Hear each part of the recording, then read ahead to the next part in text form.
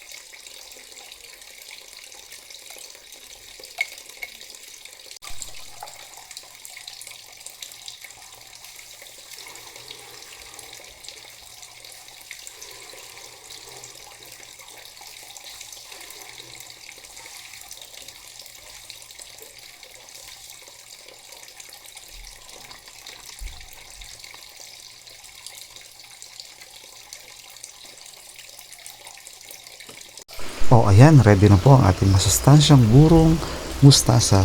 I-preserve lang po natin for almost 4 to 5 days at pwede na match po ito sa mga prito. Thanks for watching!